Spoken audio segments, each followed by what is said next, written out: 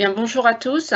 Nous sommes ravis de vous accueillir pour ce deuxième webinaire Europe et financement. Donc, je me présente rapidement, Isabelle Gouriou, Quantinov, agence d'innovation du Grand Est.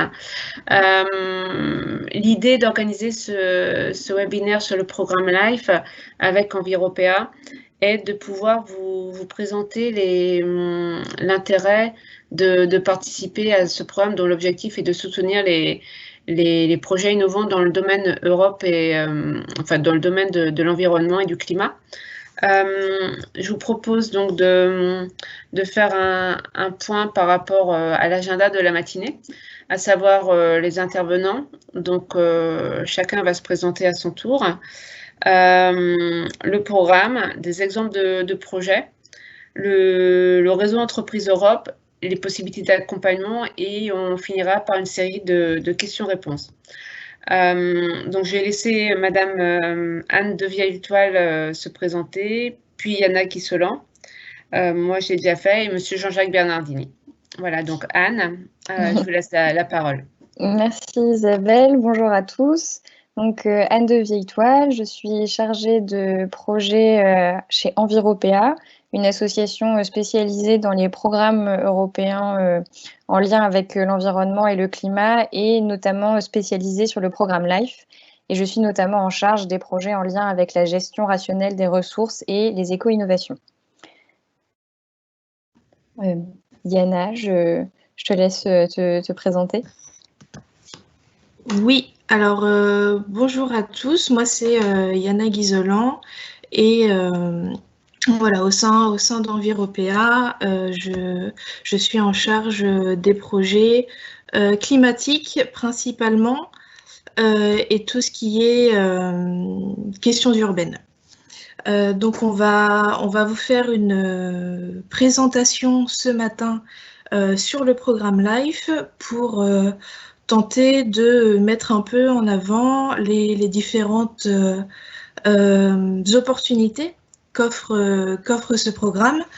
Donc on va commencer avec une petite présentation d'Enviropéa avant d'enchaîner sur une présentation assez globale du programme, de son fonctionnement, les différents budgets, les différents taux de subvention, etc., avant de faire un petit point plus spécifique sur les volets ressources et climat. Il faut savoir qu'il y en a 3. Oui, excusez-moi, je fais un petit point. Il faut d'abord...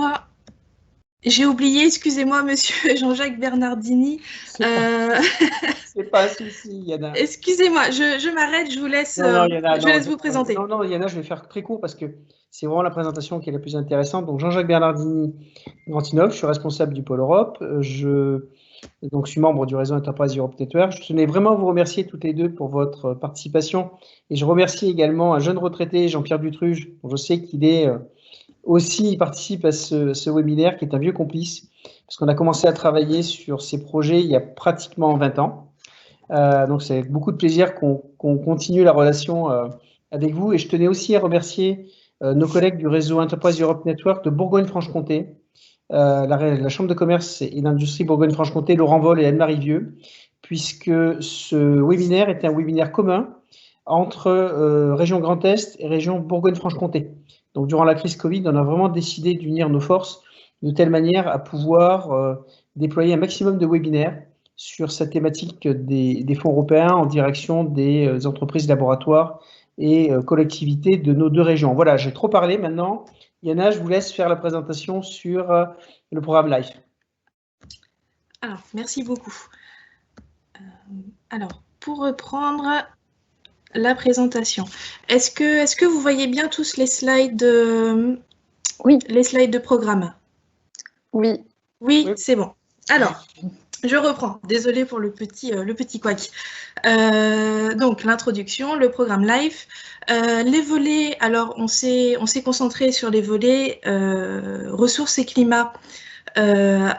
Alors qu'il y en a 3, il faut savoir qu'il y a un volet nature et biodiversité dont on ne va pas vous parler, qui peut peut-être potentiellement être intéressant pour vous quand même, mais le fait est que ce 3e volet ne comporte pas vraiment d'aspect innovant, ou en tout cas, il n'est pas demandé.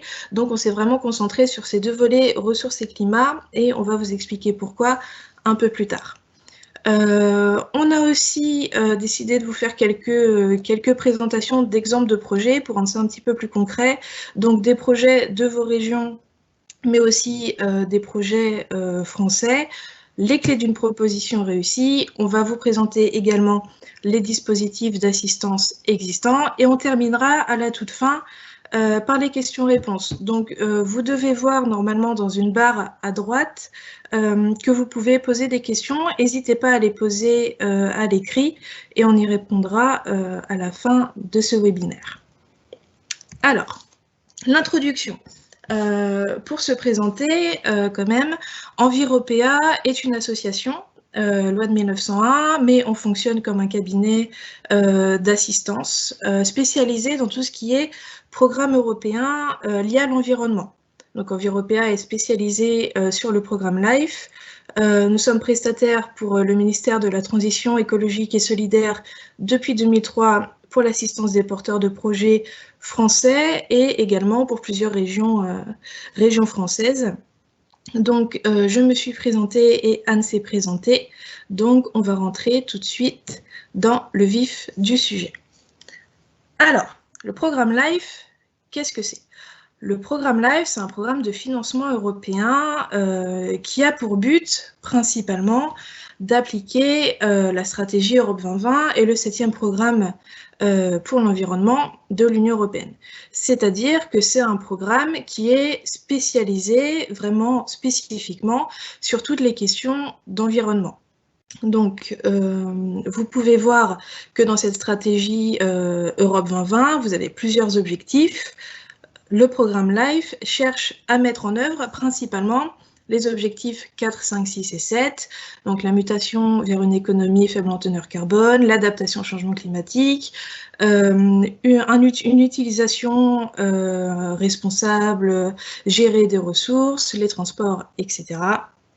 On retrouve un peu les trois volets LIFE, c'est-à-dire climat, ressources et nature et biodiversité, mais c'est aussi un programme qui va demander aux porteurs d'autres apports, comme par exemple tout ce qui est questions sociales, aspects économiques, etc., etc. Mais on vous parlera de ça un peu plus en détail juste après. Donc, le programme LIFE. Ce qu'il faut avoir en tête, c'est que c'est un programme qui vise à financer des projets environnementaux, mais pas que. C'est-à-dire que le but du programme LIFE n'est pas que de financer n'importe quel projet environnemental. Ce programme, il est là pour mettre en application les politiques de l'Union européenne. C'est-à-dire que la Commission européenne, elle a des directives, elle a des règlements, elle a des communications, des plans d'action, des stratégies, etc. Et le programme LIFE vise à mettre en application ces politiques. Comment est-ce qu'il fait ça ? Eh bien, avec un règlement, avec des modalités de mise en œuvre, des critères de sélection, des budgets spécifiques dédiés, etc., etc. Et ça, c'est très important que vous le gardiez en tête parce que pour être financé via le programme LIFE, il ne va pas suffire d'avoir un programme environnemental. En gros, il va falloir réussir à impliquer ce projet dans les attentes et dans les objectifs de l'Union européenne. Alors, ce programme, plus précisément, comment est-ce qu'il s'organise ? Vous avez un règlement pour 7 ans, ce qui est quand même pas mal pour les porteurs de projets, parce que ça vous apporte quand même une certaine stabilité. C'est-à-dire que vous avez ce règlement qui va définir un peu l'architecture globale du programme, et des priorités qui, elles, vont être définies un peu plus précisément dans ce qu'on appelle les programmes de travail multi-annuels. Donc ça, vous en avez 2 par règlement. En ce moment, on est dans le règlement 2014-2020, c'est-à-dire que là, on est à la frontière. À partir de 2021, ce règlement va changer. On sait qu'on va passer... On va avoir une inclusion de volets transition énergétique qui n'existait pas jusqu'alors. Mais en gros, ce qu'il faut retenir, c'est que vous avez ce règlement LIFE qui définit un peu les volets, les priorités, les taux de subvention, le budget, etc. pour 7 ans, et une sous-précision, donc pour les 4 premières années, puis pour les 3 dernières, avec des priorités fixées un peu plus précisément. Ça permet à la commission de s'adapter aussi, parce que 7 ans, c'est quand même un temps assez long, et ça lui permet de mettre en avant certaines priorités qui apparaissent, ou au contraire de supprimer certaines priorités qui n'auraient plus vraiment lieu d'être, ou qui ne seraient plus les priorités de la commission. Ces programmes de travail, ils fixent aussi ce que vous pouvez voir, c'est-à-dire le taux de subvention. Typiquement, pour le programme de travail 2018-2020, on est à 55% de taux de subvention pour les sous-volets climat et ressources. On est à 60% pour les 4 premières années du règlement 2014-2020. Donc ça a baissé. On est à 60% pour nature et biodiversité, et même à 75% pour certains projets nature, mais là on n'a que 2 heures, donc on ne va pas rentrer trop dans les détails.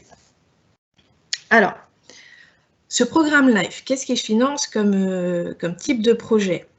Eh bien, c'est très très large, c'est-à-dire que c'est ce qu'on disait, ça va financer des projets qui rentrent, qui permettent de mettre en application les politiques européennes, et en termes de taille et de durée, il n'y a pas vraiment de règles strictes. Ça, c'est un peu toujours le cas avec le programme LIFE, c'est-à-dire que vous allez avoir des indications.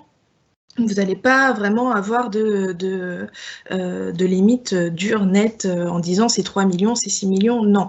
Ce que vous dit la commission, c'est que en moyenne, les projets sont entre 3, 4, 5 millions d'euros de budget total. Donc si vous êtes à 55% de taux de subvention, vous avez 1,5, 3 millions de subventions européennes. Ce qu'il faut retenir au niveau de ces tailles de budget, c'est que la commission vous explique quand même qu'il faut éviter les trop petits projets. On est vraiment sur une volonté de plus en plus affirmée de la commission de financer des projets à fort impact. Et pour avoir un fort impact, il faut avoir un fort budget. Donc la commission va préférer, c'est-à-dire que si vous hésitez entre 2 petits projets ou un gros, il vaut mieux en déposer un gros. La commission va préférer financer un projet à 6 millions d'euros qui aura un impact démultiplié, plutôt qu'un projet à 2 millions. Donc il ne faut pas vous limiter, il ne faut pas non plus exagérer. Ce que la commission va rechercher, c'est ce qu'on appelle le good value for money, mais ça, Anne va vous l'expliquer un peu plus en détail tout à l'heure. Donc retenez ça, entre 3, 4, 5 millions d'euros, c'est la moyenne. Il y a des projets qui font moins, il y a des projets qui sont à 17 millions aussi. On vous déconseille de tenter le projet à 17 millions, surtout si c'est votre premier projet. C'est assez inattendu, il y en a 3 ou 4 dans toute l'Union européenne. Mais voilà, il faut savoir qu'il ne faut pas se mettre de limites. Ce qu'il faut demander, c'est ce dont vous avez besoin. Partez de là. Pareil pour la durée moyenne des projets, forcément ça va dépendre de ce dont vous avez besoin. Là, les 3 à 5 ans, c'est une moyenne. Si votre projet a besoin de 2 ans, prenez 2 ans. S'il a besoin de 6, prenez-en 6. C'est ça qui va être intéressant pour la Commission européenne. Donc, la sélection, comment est-ce qu'elle se fait? Alors ça dépend. Si vous êtes en climat, vous déposez une proposition complète de 100, 120, 150 pages, ça dépend aussi de vos annexes, en une fois cette année, donc ce sera le 6 octobre. Et si vous êtes en ressources ou en nature et biodiversité, c'est une soumission en 2 étapes. Donc une concept note que vous allez soumettre mi-juillet, mais ça c'est pareil, Anne va vous en parler tout à l'heure, et une proposition complète qui sera déposée courant février si les dates ne sont pas changées d'ici là. Et finalement, qui peut déposer un projet LIFE? Eh bien, un peu tout le monde. Alors, pas les personnes physiques, forcément, parce qu'il faut quand même une comptabilité analytique, etc., etc. Mais que vous soyez une start-up, une multinationale, une municipalité, une région, une association, peu importe, du moment que vous avez les reins assez solides pour soutenir le coût et le temps administratif d'un projet LIFE, vous pouvez en déposer un. Alors, là, c'est juste une petite slide vraiment d'illustration des différences qu'il peut y avoir entre le fonctionnement LIFE et l'EFESI, notamment. LIFE fonctionne en appel à projet, c'est-à-dire on n'est pas dans une logique de guichet, on est dans une logique de concours.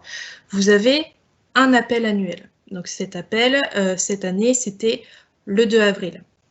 Vous avez un appel annuel avec la publication des guidelines, des guides du candidat, avec là vraiment une explication de comment remplir les formulaires, quelles sont les priorités attendues par la commission cette année, etc., etc. Vous répondez une fois et vous êtes mis en concurrence avec le reste de l'Union européenne, en gros. Donc c'est vraiment un programme qui est géré au niveau de la commission, au contraire des FESI qui sont gérés au niveau régional. Vous êtes évalué par des experts engagés par la commission et il y a vraiment cette logique d'émulation. LIFE est connu un peu pour être sélectif.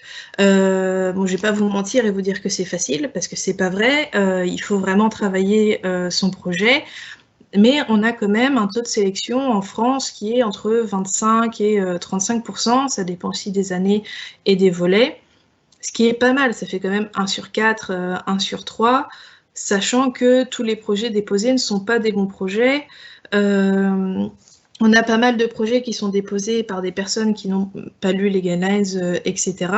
Donc, sachant ça, c'est quand même si on est en compétition avec le reste de l'Union européenne, la France en sort pas mal. Elle fait partie des 3 pays qui, à la fois en termes de valeur absolue et de pourcentage, ont les meilleurs résultats de l'Union européenne, avec l'Espagne et l'Italie, qui sont bien connus dans le monde des projets européen.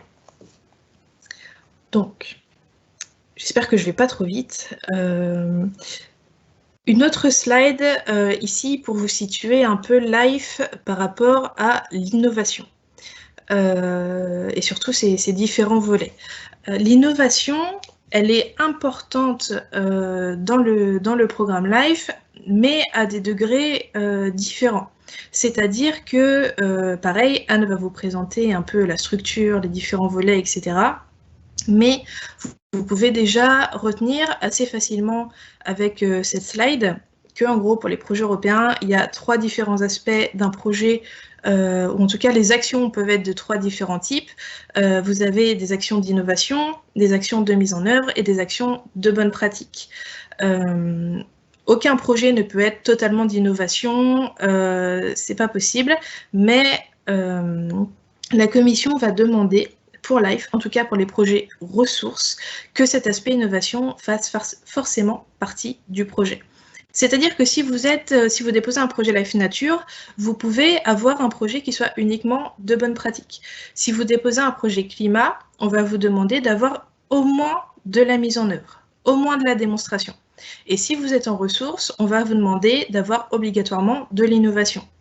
Ce qui ne veut pas dire que si vous êtes en nature, l'innovation est interdite. Vous pouvez évidemment en avoir. Au contraire, la commission apprécie quand même cet aspect innovation. Mais voilà, il faut savoir, avant de vous lancer, dans quel sous-volet, dans quel sous-programme vous allez axer votre projet. Parce que si vous êtes en climat, vous pouvez vous contenter, entre guillemets, avec des gros guillemets, d'actions de démonstration. Si vous êtes en ressources, vous devez obligatoirement avoir une innovation et vous allez devoir expliquer en quoi cette innovation est une innovation au niveau de l'Union européenne. C'est ça qui est important de retenir aussi. C'est-à-dire que l'innovation, il ne suffit pas de dire « oui, mais moi, dans ma région, ça n'existe pas ».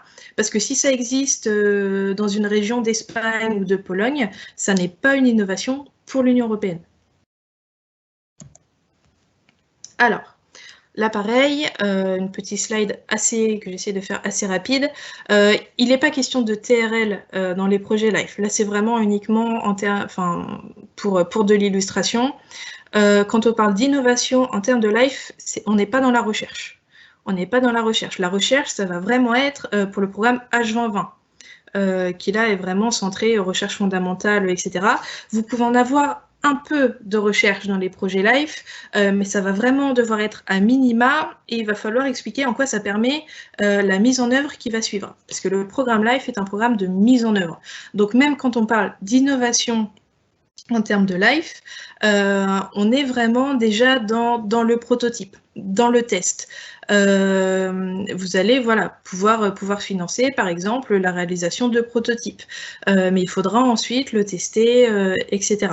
Donc il faut faire attention aussi à bien faire cette distinction entre recherche et innovation, qui ne sont pas du tout la même chose pour le programme LIFE. Alors, ça va être bon pour moi. Je vais laisser la parole à ma collègue. Oui, bonjour. Merci Yana. Alors, j'aimerais m'assurer que vous m'entendez bien. On vous entend bien. Parfait. Est-ce que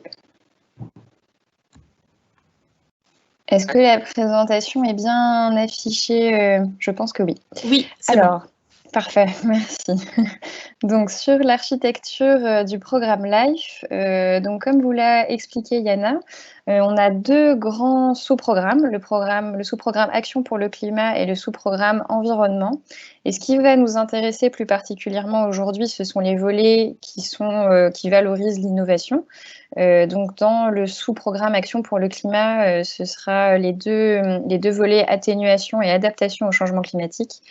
Et dans le sous-programme environnement, on va plutôt se concentrer sur le volet gestion efficace des ressources, qui effectivement, pour lequel l'innovation est vraiment très très importante pour l'Union européenne. Le programme LIFE, donc, dans ces thématiques-là, finance différents types de projets. Il finance des projets qu'on dit traditionnels, donc qui correspondent à la description que vous a faite Yana, entre 3 et 5 ans, en termes de budget, etc. Donc on va plutôt se concentrer sur ce type de projet-là. Ce sont les projets un peu les plus courants, on va dire. Mais pour votre information, il y a aussi des projets qu'on appelle intégrés, qui vont financer en fait des stratégies territoriales ou nationales, par exemple la mise en œuvre d'un SDAGE pour la gestion de l'eau, une stratégie nationale pour la finance verte ou ce genre de choses. Et ça va sans doute être davantage des projets portés par des collectivités ou des institutions publiques. Donc nous, ici, pour que vous puissiez vous situer dans le programme, on se concentre sur les projets dits traditionnels et dans l'architecture du programme sur les volets atténuation, adaptation au changement climatique et gestion efficace des ressources. Alors, concrètement, qu'est-ce qu'on entend dans le volet gestion efficace des ressources en termes de thématiques? Donc, on a toutes les ressources, eau, déchets, gestion des sols, qualité de l'air, mais aussi tout ce qui est économie circulaire, éco-innovation, réduction d'émissions de substances chimiques polluantes. Voilà, on va être sur ce type de thématiques. On vous les a mises ici à titre informatif pour que vous puissiez y revenir et vous y pencher plus en détail, mais ça vous donne un peu une idée des thématiques qui sont abordées dans ce volet. Pour information, on a aussi indiqué ici ce qui est couvert par le volet gouvernance et information environnement, mais là on est plutôt sur des projets de diffusion de l'information et de sensibilisation, et donc plus vraiment sur des projets innovants. Donc a priori, c'est un volet qui va moins vous intéresser, mais on vous l'a mis à titre informatif au cas où. Et dans le sous-programme climat, donc on a en bas le volet GIC qui est le pendant du volet gouvernance et information environnement. Ici, c'est gouvernance et information climat. Donc idem, plutôt des actions de sensibilisation et de communication. Mais ce qui va plus nous intéresser, ce sont les volets atténuation et adaptation au changement climatique. Avec des projets, par exemple, donc de lutte contre les émissions de gaz à effet de serre, de gestion de situations de crise, d'événements climatiques extrêmes, voilà, ce type de projet. Une notion importante que vous devez comprendre si jamais vous lancez dans un projet LIFE, c'est la nuance entre ce qu'on appelle les priorités et les topics. Ce qui était décrit dans les slides précédentes, ce sont principalement les priorités. Par exemple, si on est dans le volet gestion efficace des ressources dans la thématique de l'eau, on a une priorité inondation et sécheresse. Le programme LIFE va financer des projets qui s'attaquent à ce type de problème. Et par ailleurs, les guidelines vont décrire plus précisément encore quels types de projets peuvent être attendus. Donc, par exemple, ici, des actions de gestion des inondations et de la sécheresse en appliquant soit des solutions basées sur la nature, soit des outils de prévention contre ces risques. Voilà. Ces topics-là, ils sont intéressants parce que si votre projet y correspond parfaitement, cela peut vous rapporter des points supplémentaires. Cela vous rapporte des points supplémentaires. Ce qui, dans cette logique de concours que vous a décrite Yana, n'est pas du tout à négliger. Et donc, c'est important de prendre connaissance de ces topics. Il n'est pas obligatoire que votre projet y corresponde parfaitement, mais si c'est le cas, c'est mieux et il faut le valoriser parce que ça rend votre projet beaucoup plus compétitif. Voilà, et donc ces topics sont décrits en détail dans les lignes directrices de l'appel d'offres, de l'appel à projet. On va revenir rapidement sur l'innovation pour rappeler, si ça n'avait pas encore été suffisamment compris, mais que l'innovation est vraiment très importante dans le programme LIFE et donc notamment dans le volet ressources et également dans les volets climat. Elle est possible mais pas obligatoire dans les volets nature et biodiversité. Il est très important que l'innovation qui est présentée soit une innovation au niveau européen, c'est-à-dire qu'au préalable, il faudra que vous ayez fait un benchmark pour vérifier qu'au niveau européen, l'innovation qui est développée ne l'a jamais été au niveau de l'Union européenne. Ça, c'est très important. Et ça va vous permettre de pouvoir catégoriser votre projet entre un projet plutôt un projet pilote, où on a vraiment quelque chose de tout à fait nouveau, en innovation tout à fait nouvelle à l'échelle de l'Union européenne, un projet de démonstration, où là, on va peut-être réutiliser un procédé qui existe déjà, mais dans un contexte différent, d'une autre manière, d'une façon qui n'avait encore jamais été testée par le passé, ou un projet de bonne pratique. Mais dans ce cas-là, on est plutôt sur le volet nature et biodiversité, voire climat dans certains cas. Voilà, donc le programme LIFE est vraiment axé sur cette idée-là. L'idée, c'est qu'on finance votre innovation. Le programme prend un risque en subventionnant l'innovation. Et si elle fonctionne, elle pourra être diffusée au niveau de l'Union européenne. C'est dans cette logique-là que s'inscrit le programme. Et par exemple, ça va se traduire dans certaines règles particulières en lien avec les coûts éligibles du projet. Par exemple, sur le financement des équipements et des infrastructures, le programme LIFE a des règles relativement strictes en finançant uniquement l'amortissement ou ce genre de choses.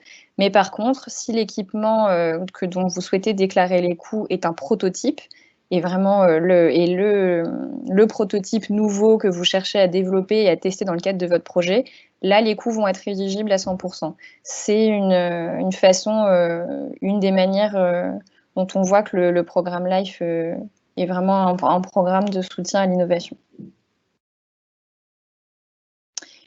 Concrètement, à quoi est-ce que ça ressemble? Comment est-ce que ça se structure, un projet LIFE?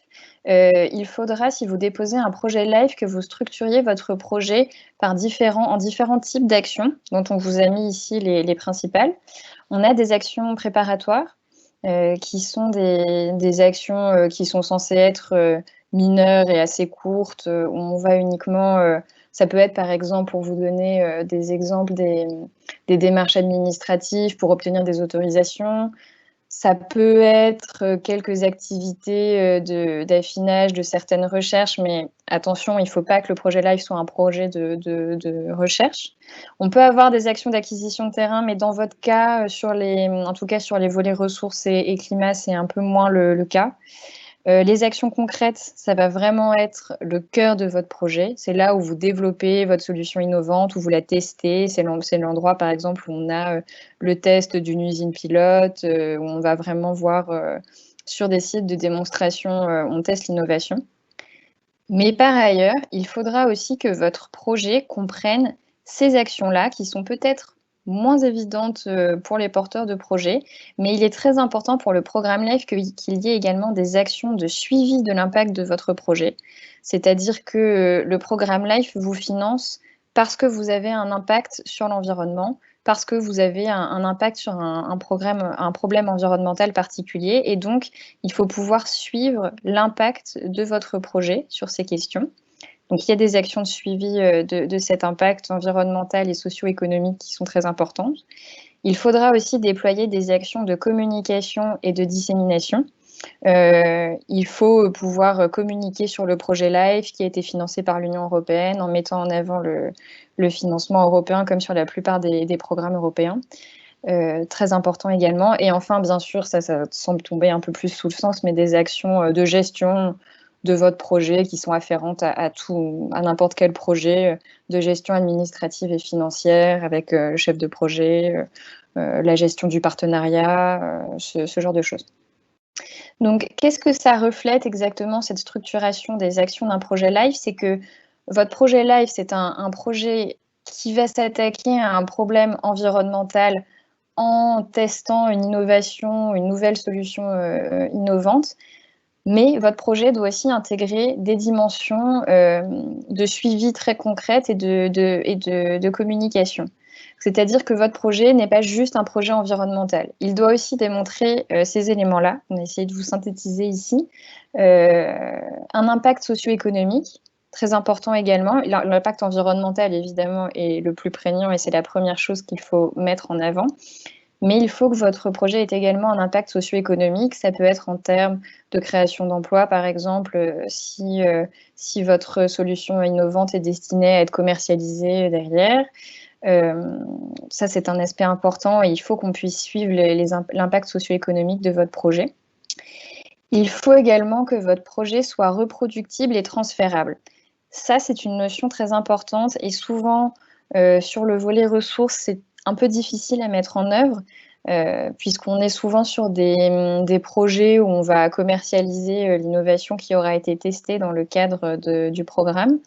Mais pour l'Union européenne, c'est tout à fait central, c'est-à-dire qu'elle finance votre innovation, elle finance ce risque et si jamais cette innovation fonctionne, l'objectif pour elle, ce sera que vous diffusiez le plus possible cette innovation dans l'Union européenne, c'est-à-dire que vous vous assuriez que le projet puisse être, par exemple, répliqué à d'autres endroits dans l'Union européenne. Ça peut aussi être en France, mais aussi ailleurs dans l'Union européenne. C'est toujours valorisé. Ou alors qu'il puisse, qu'il puisse être transféré à d'autres secteurs d'activité. Donc ça, c'est une notion qui est parfois un peu difficile à mettre en œuvre, mais qui est pourtant vraiment centrale et très, très importante. Et une des actions concrètes de votre projet devra être cette reproductibilité, cette transférabilité de votre projet ailleurs. Voilà, vous allez devoir, si vous déposez un projet LIFE, évaluer l'impact environnemental et économique que votre projet peut avoir à court et à moyen terme. Et donc, il faut que vous ayez des actions qui puissent les suivre et valider si les résultats attendus ont effectivement été atteints. Ça, c'est très important.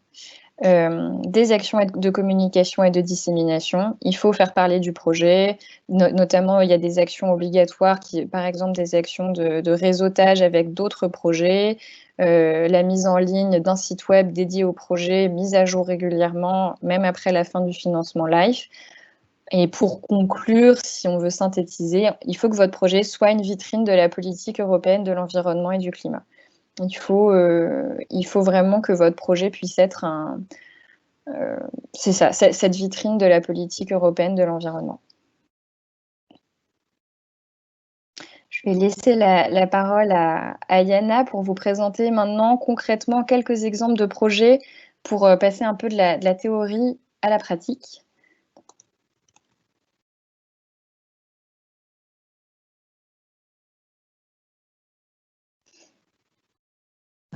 Alors, oui, rebonjour. On va vous présenter quelques exemples de projets. Hop. Alors, mon micro était désactivé. Ok, on va vous présenter quelques exemples de projets, en commençant par les projets environnement, ressources. Gardez en tête que ce sont vraiment des exemples, c'est-à-dire qu'il ne faudra pas vous limiter à ce qu'on va vous montrer ici. C'était vraiment histoire de vous faire une petite présentation un peu plus concrète de qu'est-ce que ça veut dire financer l'économie circulaire ou des projets sur la qualité de l'air, etc., etc. Il faut savoir que vous avez une base de données de tous les projets LIFE qui existent, qui ont été financés depuis le début.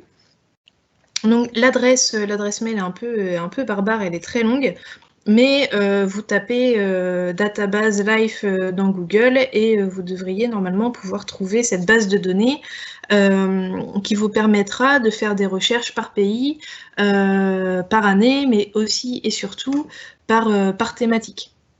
C'est-à-dire que toutes les priorités que Anne vous a présentées un peu tout à l'heure, s'il y en a certaines qui vous intéressent plus que d'autres, vous pouvez aller sur cette base de données et faire des recherches qui sont même plus fines que les priorités.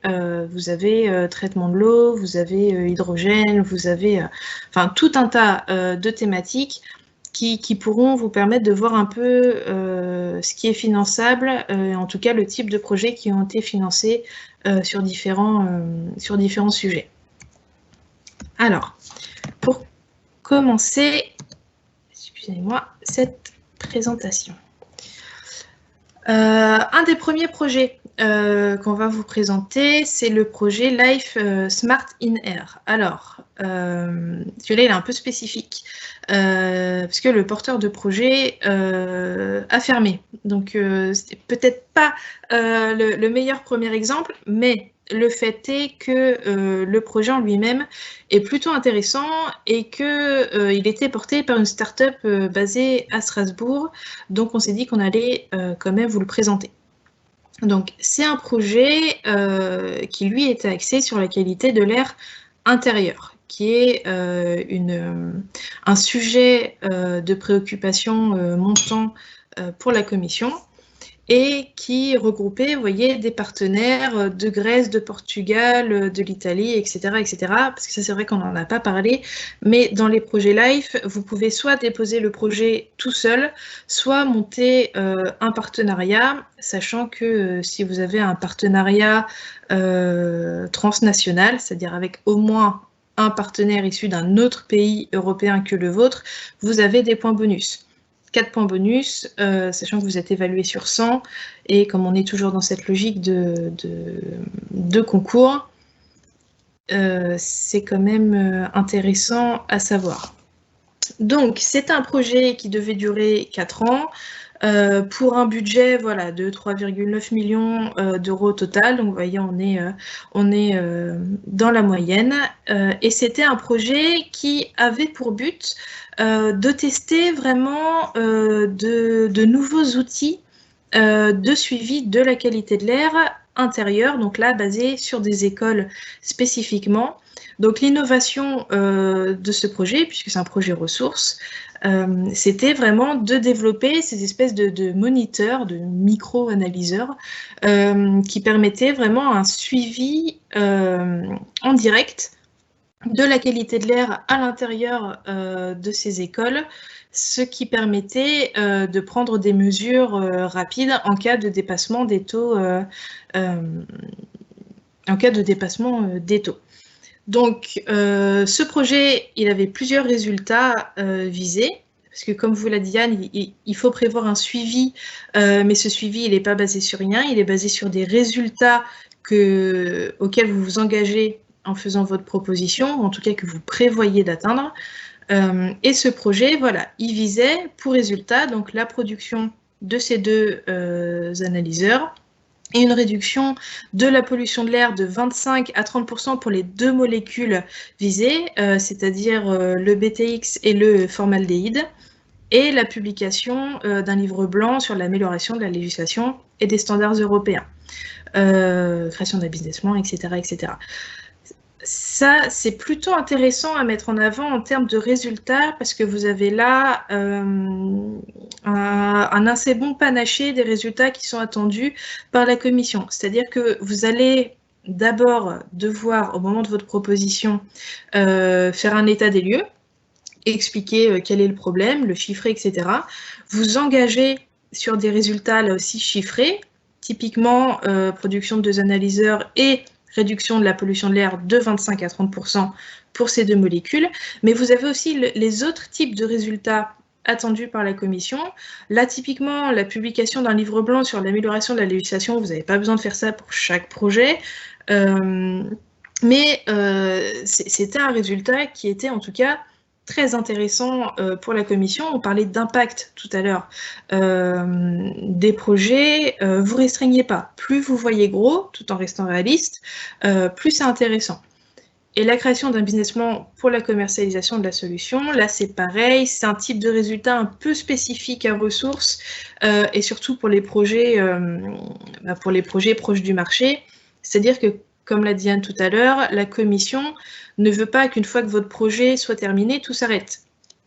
Et comment faire en sorte que ce type de projet dure dans le temps, comment faire en sorte que ces micro-analyseurs soient utilisés dans la durée, eh ben, la commercialisation permet, ou en tout cas aurait dû permettre de les répandre, voilà, un petit peu, autant que possible, en tout cas dans l'Union européenne, pas uniquement dans les écoles d'ailleurs, pour permettre à la Commission de financer une fois un projet et d'avoir des résultats démultipliés sur un territoire aussi important que possible.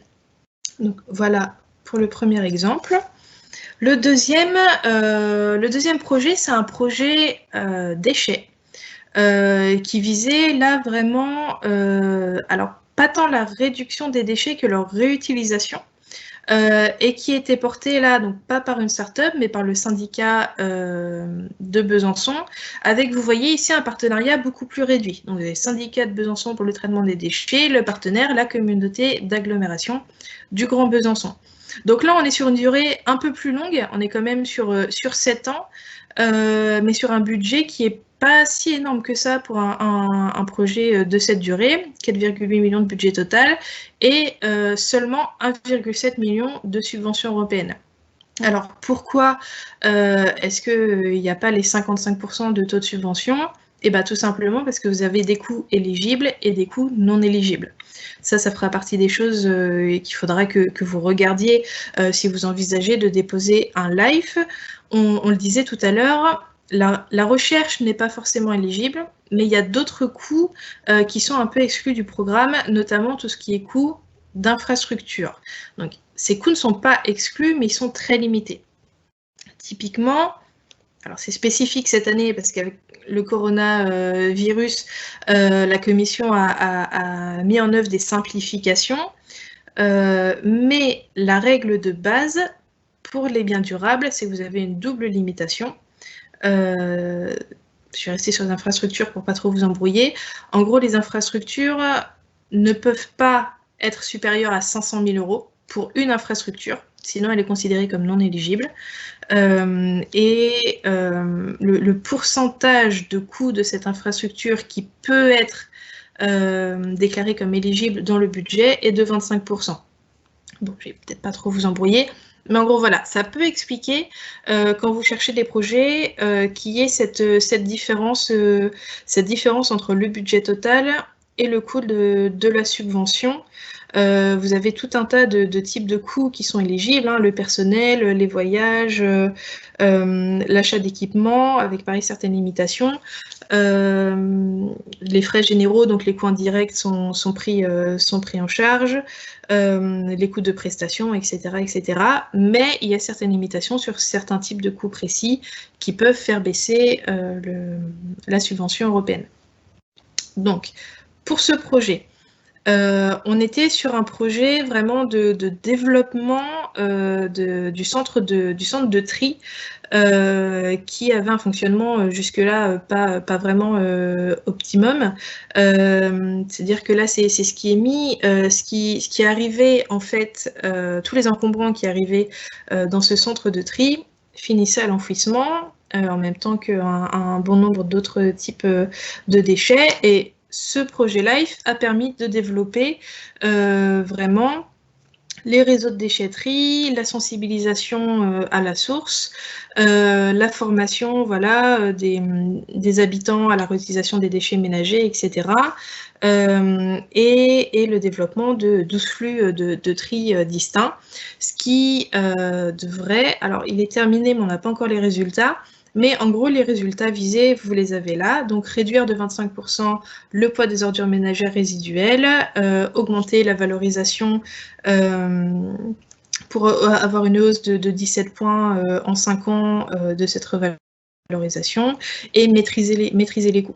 Donc, vous avez un peu ici cette illustration du type de projet qui peut être développé, où on est sur une innovation qui n'est pas forcément une innovation technologique, mais plus une innovation méthodologique. Ça, c'est complètement accepté par la Commission dans les projets LIFE. Après, ce qu'il faut montrer, c'est justement en quoi cette nouvelle méthode est innovante. Ce qui peut être plus compliqué, en tout cas moins simple à faire que pour les innovations technologiques, mais il faut garder ça en tête, ces innovations méthodologiques sont complètement valorisables pour la Commission. Alors, le troisième et dernier projet ressources qu'on va vous présenter, c'est le projet iLoop Life. Donc là, qui visait vraiment la réutilisation, le recyclage et la réutilisation de la laine de verre. Donc qui était porté, donc là vous voyez c'est pareil, on trouvait que le partenariat était assez intéressant parce que vous avez 3 branches de la même entreprise en fait qui travaillent ensemble dans ce partenariat. Donc là aussi pour un projet de 7 ans et là pour un budget de 12 millions d'euros avec encore une fois uniquement entre guillemets 4,1 millions de subventions européennes. Donc ce projet, il visait là pour le coup vraiment à développer une nouvelle technologie de recyclage de la laine de verre. Pourquoi? Parce que le projet a bien expliqué que le problème européen auquel s'attaquait ce projet était le fait que la laine de verre représente quand même une part substantielle des déchets produits dans l'Union européenne, qui font partie des déchets de construction, démolition, qui sont une des priorités de l'Union européenne en termes de traitement et de production de déchets sur le continent. Et donc Isover a mis en avant que pour l'instant il existait un procédé de recyclage, de réutilisation de cette laine de verre, mais pareil qui avait une très très grande marge de manœuvre. Et tout le but de ce projet, c'était vraiment de tester une nouvelle méthode qu'ils avaient déjà développé, mais de montrer en fait sa faisabilité à grande échelle et sa viabilité économique pour pouvoir ensuite appliquer voilà, cette technique pareil sur le plus grand, pour avoir le plus grand impact possible. Donc là, vous voyez que les résultats visés sont à la fois des résultats ressources, c'est-à-dire doubler la capacité de recyclage, augmenter le taux de calcin recyclé de 5 à minimum 12%, tout ce qui est économie d'énergie, ou en tout cas développer une nouvelle technologie en restant à un degré de consommation énergétique qui soit raisonnable, et un résultat qui serait plutôt climat, c'est-à-dire réduire les émissions de CO2 de 50% par rapport à ce qui se fait aujourd'hui. Parce que ça, c'est un aspect qui est important dans Life aussi, c'est-à-dire que vous soyez en ressources, en climat ou en nature et biodiversité, vous n'êtes surtout pas obligé de ne parler que de ressources ou que de climat ou que de nature et biodiversité. Au contraire, si vous avez un projet qui a des aspects bénéfiques dans des secteurs différents, il faut le mettre en avant parce que ça fait partie des choses qui sont fortement valorisées, là aussi, par la Commission européenne. Excusez-moi, il y en avait encore un. Ça n'est pas fini. Le projet Life Adsorb, j'ai un peu de mal à le prononcer, de la ville de Paris. Donc là, voilà, c'est vraiment un projet ressources qui est porté par une ville. 7,1 millions de budget total, avec comme partenaire, alors là par contre vous avez un partenariat assez développé, l'AgroParisTech, l'Institut des sciences et industries du vivant, le NPC, l'INRA, le CEREMA, Bureau d'ingénierie de recherche, développement en écologie et l'Université de Paris-Créteil. Donc là, on est sur un partenariat assez fourni. Et là, on est vraiment sur un projet ressources eau.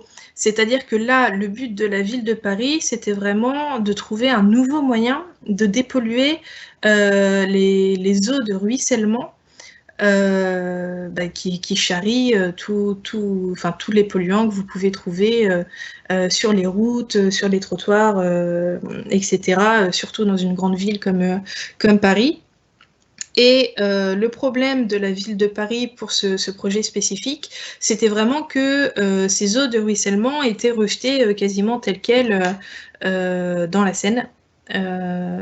Et donc le but du projet, c'était vraiment de tester un nouveau moyen de traiter cette eau, de la dépolluer, en tout cas avant justement rejet dans la Seine. Donc là, ce qu'a fait la ville de Paris et ses partenaires avec ce projet, c'est créer pour le coup une nouvelle infrastructure de traitement des eaux de ruissellement basée sur un traitement à base à la fois solution basée sur la nature, c'est-à-dire qu'il y a une roselière de mise en place, mais aussi un nouveau type de pavés drainants qui permettait d'absorber les micropolluants avant que l'eau ne puisse continuer sa route. Donc, je vais laisser la parole à Anne pour la présentation des exemples de projets climat. Merci beaucoup, Yana. Sauf erreur, je crois que Jean-Jacques Bernardini, vous souhaitiez également présenter un projet ressources en particulier également. Juste quelques mots peut-être pour ajouter des exemples sur ce qu'a très bien décrit Yana. En fait, sur la région Grand Est, il y a 3 projets qui me viennent assez naturellement à l'esprit. Le premier est un projet qui a été porté par une grosse ETI qui s'appelle FIV Céleste, donc qui est une filiale du groupe FIV, qui a proposé un projet où ils étaient seuls partenaires, visant à développer un démonstrateur industriel sur une technologie qui permet de traiter du métal pour l'industrie automobile de manière avec beaucoup moins d'impact écologique. C'est un très joli projet parce que ce démonstrateur a été vraiment un moment très important dans l'histoire de l'entreprise parce qu'il a permis de montrer à des clients la viabilité de cette technologie d'un point de vue technique et économique. Et aujourd'hui, c'est un produit industriel qui est vendu dans le monde entier. Et donc ça, c'est un exemple qui montre que ce type de projet n'est pas de l'innovation pour l'innovation, on est vraiment dans le sens où l'innovation, c'est le contact avec le marché. C'est-à-dire qu'on va mettre en avant des technologies qui après derrière vont se commercialiser. Donc ça, c'était un premier exemple de projet. Il y en a un second qui est un projet qui traite du sujet des déchets, qui a été proposé par un centre de transfert technologique qui est le CRIT Matériaux en Alsace et qui s'est focalisé sur la mise en place d'un démonstrateur utilisant une technologie laser qui permet de manière assez fine de détecter la composition de plastique et ainsi de pouvoir faire des tris entre différents types de déchets plastiques et pouvoir constituer des lots à forte valeur ajoutée. Là aussi, un démonstrateur industriel qui a bien fonctionné.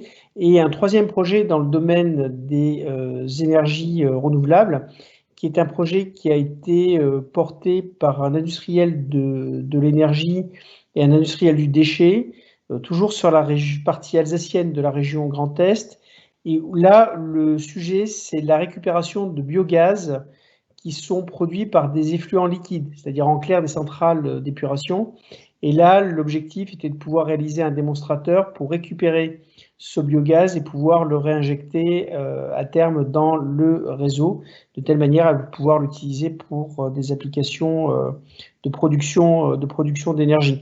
Donc juste pour conclure, en fait, on est sur ces volets-là avec des typologies de projets qui sont assez vastes. C'est ça qui d'ailleurs est très intéressant dans le programme LIFE, c'est qu'on a une approche qui est pratiquement une approche de type bottom-up, c'est-à-dire que le type de sujet ou la variété de sujets est quand même extrêmement importante. Voilà les quelques compléments que je voulais apporter sur ce premier volet de la présentation de Liana. Merci beaucoup. Alors, après ces quelques exemples de projets ressources, on va maintenant passer au sous-programme climat, qui est aussi vraiment porté sur l'innovation, avec ici 2 projets en particulier. Le premier, Life Eco-Travid, en lien avec l'émission de gaz à effet de serre en lien avec les transports routiers de marchandises. Donc porté ici par CLS, Collecte Localisation Satellite, et en partenariat avec 2 autres entreprises, dont une entreprise allemande, ce qui est quelque chose d'assez valorisé. Votre partenariat n'est pas nécessairement transnational, mais s'il l'est, ça est forcément perçu positivement par la Commission. Et donc ici, le principe du projet, le problème environnemental auquel il s'attaque est les émissions de gaz à effet de serre issues des transports routiers de marchandises. Et ici, pour diminuer l'impact environnemental de ces transports routiers, l'approche du projet Eco-Travid, c'était le développement d'un logiciel de simulateur de conduite qui permet en fait d'optimiser les trajets et donc les coûts et la consommation de carburant. Donc il y a à la fois un impact environnemental en diminuant la consommation de carburant avec un logiciel qui va vraiment planifier le déplacement de la façon la plus optimale possible, et également une optimisation en termes de coûts, ce qui est toujours une approche intéressante, puisque si c'est une approche qui permet également de faire des économies, on a davantage de chances que cette solution soit utilisée par les transporteurs. Donc ça augmente sa capacité à être plus facilement diffusée au niveau de l'Union européenne. Et donc ici, les résultats, on est sur un volet climat. Donc là, c'est vraiment un volet qui est centré sur la lutte contre les émissions de gaz à effet de serre. Et donc ici, les objectifs premiers, c'est vraiment la réduction de la consommation de carburant et la réduction des émissions de polluants particuliers. Voilà pour ce premier projet climat. On a également ici un second projet porté par Schneider Electric, et ici on voit que le projet est uniquement porté par cette entreprise, avec aucun autre partenaire. Donc c'est quelque chose qui est tout à fait possible, ça n'est pas forcément pénalisant. L'important pour la Commission européenne, c'est que votre partenariat regroupe toutes les compétences et toute l'expérience nécessaires pour atteindre vos objectifs. Et si, en l'occurrence, on a une entreprise qui est capable de porter le projet européen, de développer l'innovation, d'en mesurer les impacts sans avoir besoin de solliciter d'autres partenaires, c'est tout à fait possible. L'important, c'est de démontrer que votre partenariat répond parfaitement à vos objectifs. Donc ici, apparemment, il n'était pas nécessaire pour Schneider Electric de solliciter d'autres partenaires. C'est tout à fait envisageable.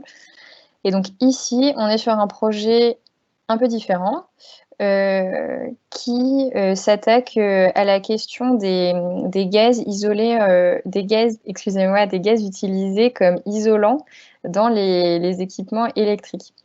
Donc ici, on a le gaz qui est utilisé habituellement, le SF6, dont l'impact environnemental est assez important parce que une tonne de SF6 équivaut ici, on voit à 23 000 tonnes de CO2, donc il y a un pouvoir de gaz à effet de serre très très important. Et malheureusement, les alternatives à ce gaz, jusqu'alors, sont des gaz assez peu sûrs, car très inflammables. Et donc, on n'a pas vraiment jusqu'à présent d'alternatives sûres à ce gaz, d'alternatives qui seraient moins impactantes pour l'environnement. Et donc, ce projet cherche à trouver justement cette alternative. Et ici, il a principalement consisté en la démonstration de l'efficacité d'une nouvelle solution qui était ici la combinaison donc, de l'air sec et du gaz HFO. grâce à un contracteur particulier. Donc, on est vraiment sur un projet, là, on est vraiment sur une innovation qui a pu être testée, qui est testée dans le cadre du projet LIFE. Donc, les résultats visés dans ce cas présent, donc on a 9 prototypes qui sont testés, mis en application en conditions réelles. Donc, on voit ici qu'on est vraiment sur une innovation où on a déjà un prototype qui est conçu, et là, l'objectif, c'est vraiment de le tester en conditions réelles. On n'est pas sur de la recherche fondamentale, sur l'exploration de la possibilité d'avoir cette combinaison de l'air sec et de l'HFO. Là, on est vraiment sur du test concret. Le résultat visé, in fine, c'est l'évitement de l'émission de 45 tonnes de CO2. Et on a également des impacts au niveau de la réglementation, des impacts plus politiques presque, on pourrait dire, sur la modification de la réglementation européenne. Ce qui est toujours quelque chose d'apprécié, c'est que là, on voit vraiment que le projet apporte quelque chose à la politique européenne de l'environnement. Elle lui permet de s'adapter aux nouvelles innovations du secteur. Voilà pour les projets climat. Et on va passer maintenant à une partie un peu pour synthétiser qu'est-ce qui ferait de votre projet un projet vraiment qui aurait toutes ses chances d'être financé. Je vais laisser la parole à Yana pour introduire cette partie.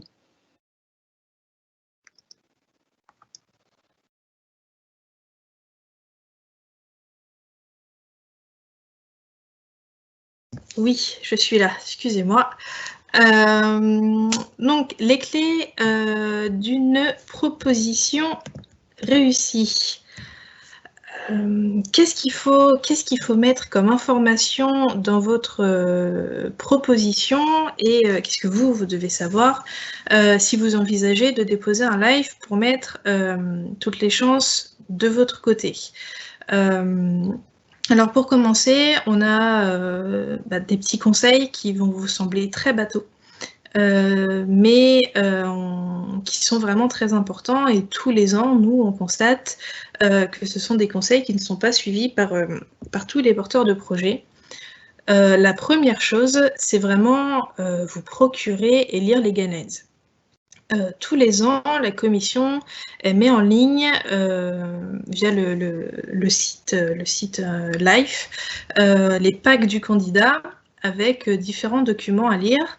Donc vous avez les guides du candidat, vous avez différentes annexes qui précisent les coûts éligibles, etc. Et donc la première chose à faire, c'est vraiment lire le guide du candidat que vous estimez le plus proche de votre projet. Vous avez un guide pour ressources, vous avez un guide pour nature et biodiversité, vous avez un guide pour climat. Alors c'est vrai que c'est pas forcément le fonctionnement le plus simple, parce que si vous hésitez entre deux volets, ça peut vouloir dire qu'il faut lire 2 guidelines qui font 120 pages chacune, mais vous n'êtes pas obligé de tout lire. C'est-à-dire qu'il faut en lire au moins une, et ensuite, si vous avez un doute, vous pouvez comparer les différentes priorités existantes avec le guide du candidat avec lequel vous hésitez. Vous pouvez aussi poser des questions. On va vous parler ensuite des différents types d'assistance qui existent, mais vous avez quand même pas mal de personnes compétentes et qui ont une vision globale sur le programme LIFE qui pourront vous dire non, votre projet c'est un ressource, non, votre projet c'est un climat, ou non, allez pas dans LIFE, tentez plutôt H2020 ou Interreg, etc. Mais la première chose à faire, c'est vraiment lire au moins un guide du candidat en entier. Vous avez toutes les informations dedans, les coûts éligibles, les règles à suivre, le type de financement, les priorités qui sont attendues par la commission. En général, la plupart des questions qu'on nous pose, les réponses sont dans ces guides du candidat. Donc voilà, n'hésitez pas à les lire. Troisième point, on en a déjà un peu parlé, mais c'est vraiment situer votre projet au sein d'un contexte européen. Vous demandez des financements européens, vous demandez des financements à l'Union européenne, il faut que votre projet soit intéressant pour l'Union européenne. Donc quand vous décrivez le problème auquel votre projet répond, parce qu'il faut qu'il réponde à un problème, il faut décrire le problème au niveau européen et au niveau local. Vous devez à chaque fois faire les deux. L'échelle nationale, c'est pas important pour la commission. Ce qui l'intéresse, c'est à quel problème européen est-ce que vous répondez et à quel problème local, à quel échelon local vous permettez de répondre à ce problème européen. Donc ça, voilà, c'est les trois premiers conseils, peut-être un peu larges, mais qu'il faut vraiment avoir en tête. Alors, comment savoir si l'idée de projet que vous avez là en tête, comment savoir si il serait éligible au programme LIFE? Eh bien, en faisant un peu la synthèse de tout ce qu'on vient de vous dire, est-ce que vous avez un projet qui permet de répondre à un problème climatique, à un problème d'environnement, de biodiversité, à un problème de gestion des ressources, qu'il s'agisse de l'eau, d'économie circulaire, de déchets, de qualité de l'air, vous avez tout ce qui est santé, risques chimiques, etc., etc. Est-ce que vous rentrez, est-ce que votre projet rentre dans ces thématiques? Est-ce que vous avez un projet dont le budget est supérieur à 500 000 €, voire à 1 million? Pour être honnête, il faut quand même essayer de chercher un peu plus que ces 500 000. Est-ce que le porteur de projet, est-ce que le coordinateur est bien situé sur le territoire de l'Union européenne? Est-ce que si vous êtes en ressources, est-ce que vous avez bien un aspect innovant? Et si vous êtes en climat, est-ce que vous avez bien au moins un aspect démonstrateur? Est-ce que votre projet n'est pas centré sur de la recherche? On en a parlé. Est-ce qu'il n'est pas centré sur la construction, enfin, uniquement sur la construction d'une infrastructure?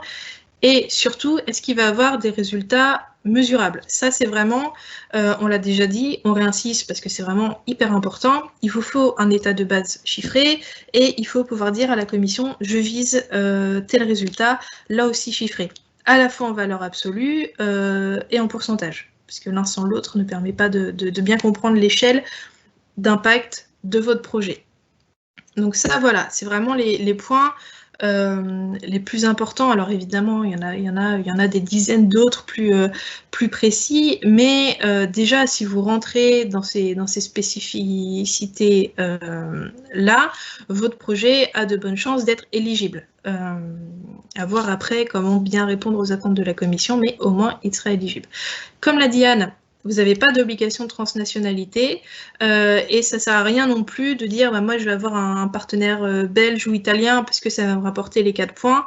Les points de transnationalité ne sont donnés que si l'acteur a une raison d'être dans le partenariat, si la commission estime que ce partenaire a été ajouté pour des raisons pertinentes par rapport à votre projet et à ses objectifs. Alors, pardon. Alors, qu'est-ce qu'il faut savoir avant de solliciter un financement LIFE? Et ben, d'abord que même si vous êtes financé, entre le moment où vous allez déposer la concept note, si vous êtes en 2 étapes, ou la proposition complète, si vous êtes en climat, et le moment de la signature du contrat de subvention, il se déroule quand même un temps assez long. C'est-à-dire que là, si vous êtes en ressources, vous allez déposer une concept note, on l'a dit, le 14 juillet. Vous allez avoir la réponse en octobre, novembre. Vous allez déposer la proposition complète en février-mars et vous allez avoir les résultats là, courant mai. Vous avez encore une petite phase après de questions-réponses avec la commission. Et en gros, finalement, votre projet ne pourra vraiment démarrer qu'en septembre de l'année d'après. Donc voilà, il faut quand même, septembre-octobre. Donc il faut quand même prévoir entre 1 an et 1 an et demi entre le dépôt de la concept note et vraiment la signature du contrat de subvention. On vous le précise parce que tous les projets ne sont pas impactés par ça, mais il y a quand même certains types de projets, notamment industriels, à qui ça peut poser certains problèmes, notamment parce que LIFE a un fonctionnement qui fait en sorte que toutes les dépenses effectuées avant l'accord et le début du projet ne seront forcément pas éligibles. Donc voilà pour la première règle. Ensuite, vous avez effectivement des règles particulières pour les différentes catégories de coûts. On l'a un peu mentionné. On ne va pas repartir dans les détails maintenant parce que sinon on aurait encore pour un petit moment. Mais ce qu'il faut avoir en tête, c'est que voilà, vous avez des catégories de coûts précises et des règles spécifiques à prendre en compte pour chaque catégorie de coûts. Tout est détaillé dans les guidelines, donc pareil, n'hésitez pas à aller regarder ça. En termes d'implication administrative et financière, tout le monde ne peut pas porter un projet LIFE. C'est notamment le cas pour les toutes petites structures. Il faut quand même savoir qu'il y a des exigences de gestion administrative, de suivi, des factures, etc., qui demandent quand même la possibilité d'attribuer du temps sur cette gestion administrative et sur ce suivi des actions. Donc non seulement ça, mais il y a aussi forcément un poids financier, puisque comme on l'a dit, LIFE ne finance que, entre guillemets, 55 ou 60% de votre projet, avec une part de cette subvention versée au moment de la signature du Grant Agreement et ensuite 20% au moment de l'envoi de rapports intermédiaires. Ce qui implique forcément qu'une partie du coût du projet vous revient, ne serait-ce que les 45% qui restent pour atteindre les 100%. Si vous n'avez pas de cofinanceur, puisque vous pouvez aussi avoir des cofinanceurs qui viennent prendre en charge une partie de ces 45% restants. Mais voilà, il faut quand même avoir ça en tête. Ça reste quand même une charge administrative et financière. La commission, elle est là pour vous aider dans un projet que vous avez. Elle ne prend pas tout à sa charge elle-même. Et enfin, si vous avez un projet avec plusieurs bénéficiaires, il faut savoir, ça va un peu de soi, que le bénéficiaire coordinateur, le porteur du projet, est responsable de son projet face à la commission. Donc s'il y a des problèmes avec ses partenaires, c'est le bénéficiaire coordinateur qui aura à en répondre à la commission. Donc voilà pour moi. Je vais laisser Anne reprendre un peu les points peut-être un peu moins négatif. On veut pas vous faire peur, hein. On vous présente un peu les aspects peut-être les plus négatifs parce que c'est important de les avoir en tête. Mais bon, gardez en tête que LIFE n'est pas non plus si compliqué que ça par rapport à d'autres programmes européens.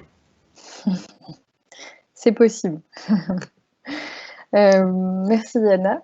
Donc pour résumer un petit peu les clés d'une proposition réussie, pour que votre projet ait toutes ses chances d'être financé, on a un peu repris ici dans les grandes lignes les grands critères de sélection des projets, au premier rang desquels la cohérence technique et financière du projet, ce qui peut sembler assez intuitif, mais ce qui est toujours très important, notamment pour la Commission européenne, c'est-à-dire que dans la proposition, l'évaluateur devra pouvoir vraiment lire en toute transparence le cadre logique de votre projet, ce qui est peut-être une notion avec laquelle vous êtes déjà familiarisé si vous avez déjà déposé des projets européens.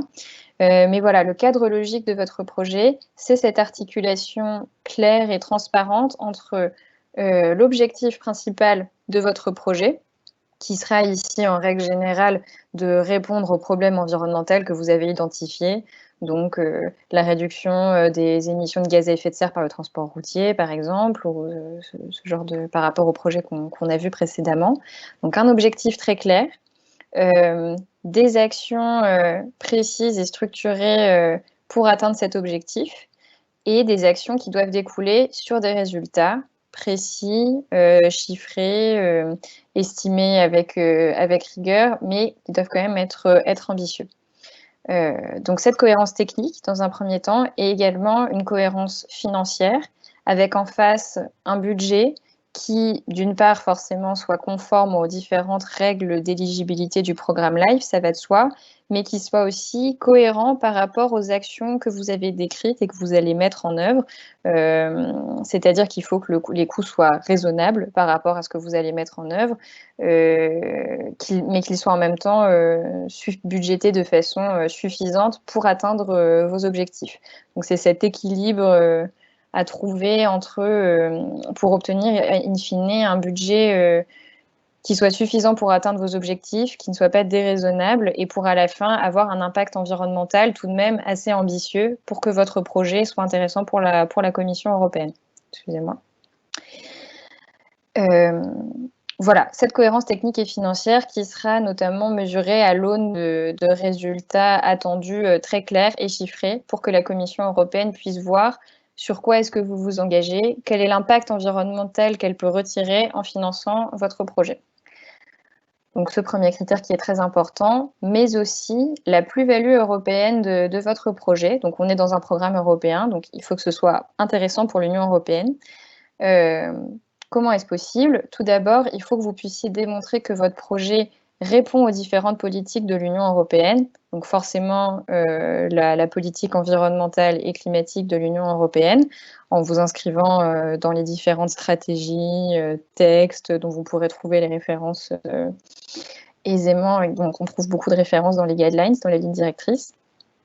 Mais aussi en répondant à d'autres politiques de l'Union européenne, par exemple en termes économiques, par exemple la stratégie industrielle de l'Union européenne, voilà, en montrant un petit peu que votre projet s'inscrit parfaitement avec les priorités dans les priorités qu'elle a définies d'un point de vue environnemental, mais aussi, c'est toujours très utile de montrer que votre projet est aligné avec d'autres stratégies et politiques de l'Union européenne. Ça peut être l'innovation, ça peut être l'industrie, enfin voilà. Donc voilà, premier point. Ensuite, la plus-value européenne de votre projet, on en a déjà un petit peu parlé, mais c'est sa durabilité. Donc c'est ce qu'on a expliqué précédemment, mais pour revenir rapidement sur cette notion, la Commission investit dans votre projet et elle souhaite que celui-ci soit durable. Pour montrer que votre projet est durable aux yeux de la Commission européenne, c'est déjà montrer qu'il va pouvoir se poursuivre une fois que le financement LIFE aura été consommé, c'est-à-dire que l'innovation que vous aurez pu développer grâce au financement LIFE, vous allez pouvoir continuer à la mettre en œuvre, peut-être en la commercialisant, en ayant un plan d'exploitation ou en mettant en place un business plan particulier, pour qu'ensuite vous puissiez poursuivre tout seul, entre guillemets, pour poursuivre ce projet. Et également, donc ça c'est la continuité, et il faut également que vous montriez une réplicabilité et un transfert de ce projet à d'autres territoires ou secteurs. Donc je crois qu'il y a une question qui avait été posée là-dessus, ça me permet d'y répondre déjà rapidement, mais ça ne vous empêche pas de déposer un brevet ou voilà, au contraire, la commercialisation du projet peut justement être un argument très fort qui montre que vous allez pouvoir poursuivre le projet et le continuer. Mais il faut que vous puissiez montrer en même temps que vous allez transférer par exemple la solution à d'autres secteurs industriels ou à d'autres sites de démonstration. Voilà, notion assez importante. Et enfin, l'aspect transnational qui n'est pas obligatoire mais qui sera forcément beaucoup valorisé puisqu'on est sur un programme européen. Si votre partenariat est transnational, si vos actions ont lieu dans différents pays européens, ce sont forcément des choses qui seront valorisées par l'évaluateur.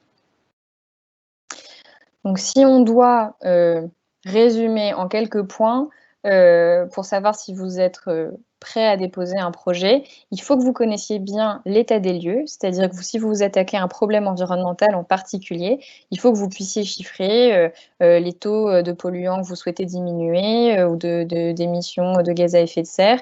Il faut que vous ayez vraiment un état des lieux très clair de ce à quoi vous vous attaquez pour pouvoir ensuite proposer des résultats chiffrés d'amélioration, donc une réduction de taux de polluants dans l'eau ou dans les sols, par exemple.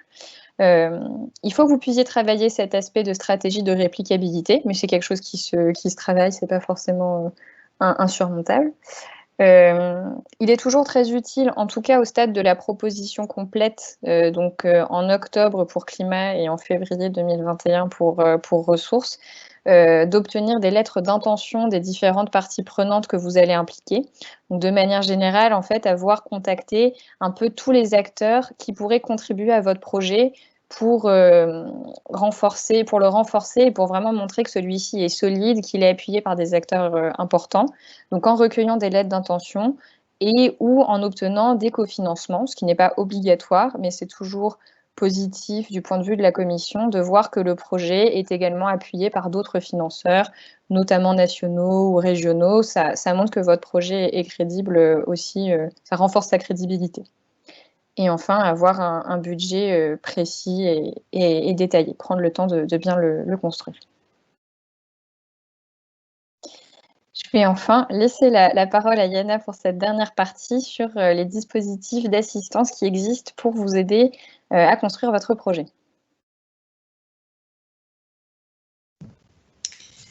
Alors, merci Yann. On a bientôt terminé. Donc, on va vous présenter rapidement les dispositifs d'assistance existants. Avant de terminer pour notre dernière partie, après Grand Innov aura d'autres choses à vous dire, mais en gros, on va vous présenter les dispositifs d'assistance existants, puis on va passer aux questions-réponses. Donc, n'hésitez pas, si vous en avez, à les écrire dans la barre à droite. On les voit toutes. On va juste y répondre pendant la section dédiée. Alors, les différents dispositifs d'assistance qui peuvent vous aider un peu, à la fois dans votre orientation dans le programme LIFE, mais aussi dans le montage de la proposition. Vous en avez plusieurs. D'abord, le plus gros, on va dire, c'est le dispositif national mis en place par le ministère de la Transition écologique et solidaire, le MTES, qui tous les ans met en place un dispositif d'assistance gratuit pour les porteurs de projets français. C'est-à-dire que tous les ans, le MTES aide 30 porteurs de projets. Donc c'est Enviropéa qui est prestataire de cette mission pour le ministère d'assistance. En gros, le ministère nous rémunère pour accompagner les porteurs de projets pour quelques heures de conseil et une relecture de la proposition. Une fois qu'elle est rédigée, une relecture commentée qui permet de conseiller le porteur de projet sur les améliorations à apporter à leur proposition avant envoi définitif à la commission. Ça, c'est ce qui est mis en place par le MTES. Mais vous avez aussi de plus en plus de régions françaises qui développent cette aide, ce qui est plutôt pas mal parce que c'est un dispositif qui existe déjà beaucoup en Italie et en Espagne, où les régions s'impliquent beaucoup dans l'accompagnement de leurs porteurs dans les dépôts de projets européens, LIFE y compris, et c'est de plus en plus mis en place en France, c'est-à-dire que vous avez la région Centre-Val de Loire, la région des Pays de la Loire, vous avez la région Auvergne-Rhône-Alpes, vous aviez la région Hauts-de-France qui avait mis en place le FRAP également, mais là ils ont dépensé leur enveloppe, donc voilà, mais ça devrait normalement être mis en place. Et en gros, vous avez ces différentes régions qui ont pris des prestataires. Donc là, les régions qu'on vous a citées, c'est celles pour lesquelles Enviropéa est prestataire pour l'accompagnement des porteurs de projets LIFE, ou en tout cas liés à l'environnement. Donc la région des Pays de la Loire offre 60 heures d'accompagnement aux porteurs de projets. Région Centre-Val de Loire, entre 20 et 60 heures, tout dépend du type de projet que vous avez, si c'est un LIFE, un Interreg, etc. Voilà, vous avez vraiment différents types d'assistance mis en place par les régions. Donc, n'hésitez pas à contacter la vôtre pour leur demander. On ne sait jamais, on ne les connaît peut-être pas forcément toutes, mais en gros, ce type d'assistance existe. Donc, vous avez évidemment les clusters et les pôles de compétitivité, excusez-moi, mais ça, on va vous en reparler tout à l'heure. Et vous avez les fameux cabinets d'assistance, les cabinets de conseil spécialisés, comme Enviropéa, qui là peuvent passer des contrats d'assistance avec vous. Donc, si besoin, n'hésitez pas non plus à nous contacter pour qu'on en discute. Donc, on va passer aux questions-réponses.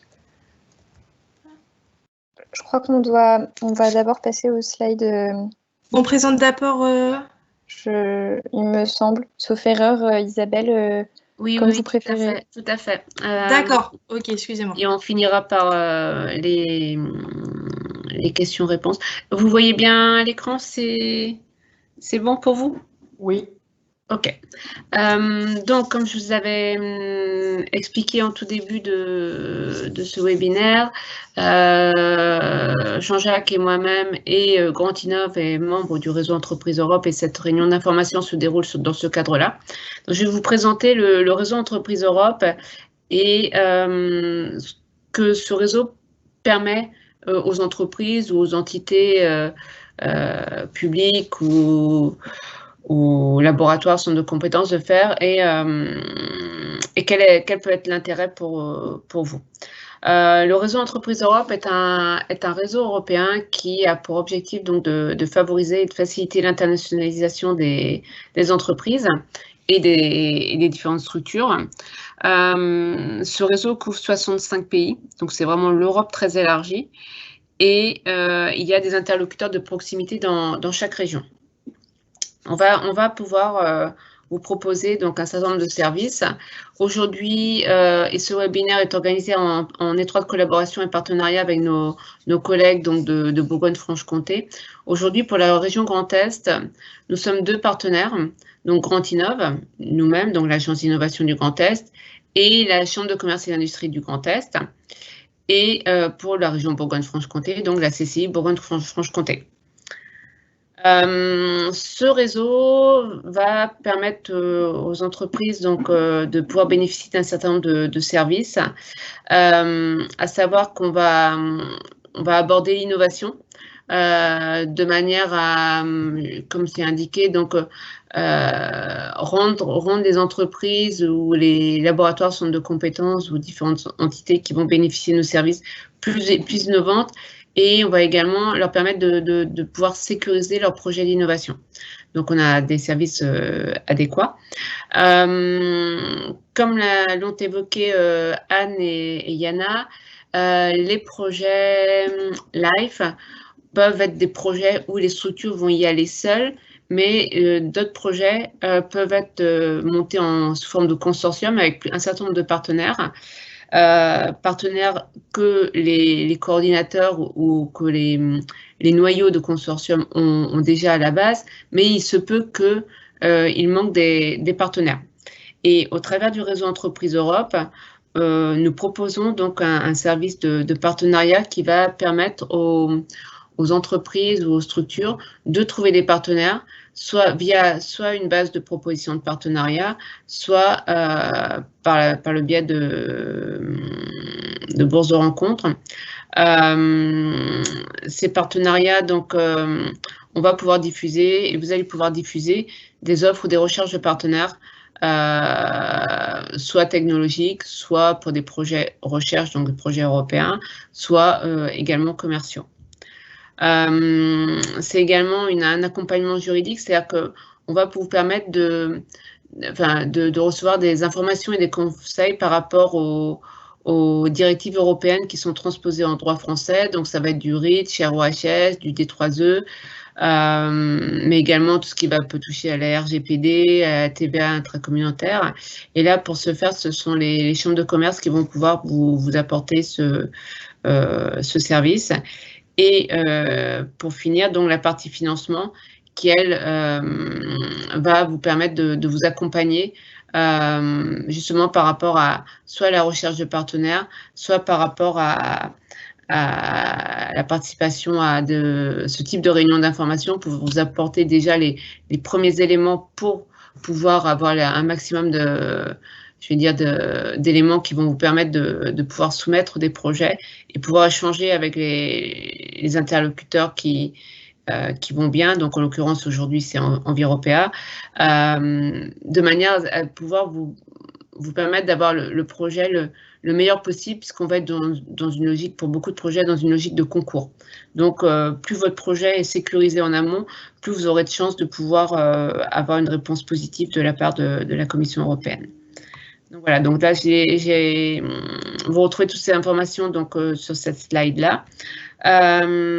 Concernant donc l'accompagnement que peut faire Grant'Innov, je vais céder maintenant la parole à Jean-Jacques qui va vous repréciser ces éléments-là, puisqu'on peut faire de la relecture de projet pour certains projets. Donc voilà, Jean-Jacques, je te cède la parole. Oui, merci Isabelle pour cette présentation du réseau EN. Vous l'avez vu, EN est un réseau qui est extrêmement utile pour notamment aller chercher des partenaires dans d'autres pays européens. Vous avez vu qu'il y a des points de bonus et donc au travers de ce réseau pan-européen, on est en capacité de vous aider à identifier des bons profils de partenaires. Et au vu de la présentation qui a été faite par Enviropéa, vous avez vu que nous avons encore du temps sur le dépôt des dossiers et donc on peut encore raisonnablement identifier des bons profils, discuter avec ces partenaires et voir en effet, comme ça a été très bien précisé, s'ils ont une réelle valeur ajoutée au projet, comment les intégrer dans le programme. Donc Enviropéa a déjà bien on va dire, fait un premier tour de table des différentes possibilités d'accompagnement. C'est une association avec laquelle on a l'habitude de travailler. À titre personnel, j'ai l'expérience avec eux depuis pratiquement 20 ans sur ces programmes. Donc le travail qu'ils font avec le ministère est extrêmement important pour justement pouvoir cadrer et faire en sorte que le montage du projet se passe dans de bonnes conditions. Alors, qu'est-ce qu'on peut faire à côté d'acteurs de ce type sur vos dossiers? On peut, comme l'a dit Isabelle, faire de la relecture, c'est-à-dire qu'on connaît ce mode de financement et comment monter des projets. Donc, on peut faire une relecture du dossier dans le cadre d'une relecture d'une prestation de conseil privé. On peut faire également de l'assistance au montage de projet. Alors, toute la partie qu'a décrit Isabelle, qui est la partie en amont, qui est véritablement de voir si votre projet peut rentrer ou pas dans ce type de cadre, c'est fait au travers de financements européens. Donc, nous sommes financés par la Commission européenne pour ce faire. Mais si vous souhaitez aller plus loin, c'est-à-dire confier un travail plus important d'écriture dans la proposition, donc on peut faire une prestation de type privé également sur ce sujet. Donc vous voyez, au global, vous avez quand même un nombre d'acteurs assez important qui peut vous accompagner déjà, à savoir si votre projet rentre ou pas dans le cadre de ce programme de financement, 2, comprendre comment ça fonctionne, trouver les bons partenaires éventuellement, et 4, vous aider lors de la phase de rédaction, parce qu'on n'est pas rentré totalement dans le détail, mais c'est quand même un dossier qui est quand même très complet, notamment sur les aspects budgétaires et financiers. De toute façon, nos coordonnées seront disponibles donc sur la présentation, et donc n'hésitez pas à nous recontacter pour plus de détails sur ces points. Et là, je laisse la parole sur une partie importante qui est celle des questions-réponses. J'ai vu que déjà, il y a pas mal de choses qui ont été mises sur le fil questions et réponses. Donc, je laisse la parole à nos intervenants pour pouvoir y répondre. Alors, effectivement, on a déjà plusieurs questions qui ont été répondues. On vous invite à aller regarder sur les réponses qui ont été publiées, avec notamment, donc oui, les slides seront disponibles pour ceux qui se posaient la question. Et on a également mis le lien vers l'appel à projet où vous avez LIFE 2020, où vous aurez les différents guides du candidat, etc., comme certains se posaient la question. Je ne sais pas si Yana, il y a une question en particulier pour laquelle tu voudrais commencer. Je pense qu'on peut reprendre, des toutes premières et les repasser dans l'ordre. Très bien. Je sais pas. Je te laisse. Ça marche. Alors, Alors, je les publie en même temps. Donc, d'accord. Ok. Il fallait donc publier. Ce qui explique.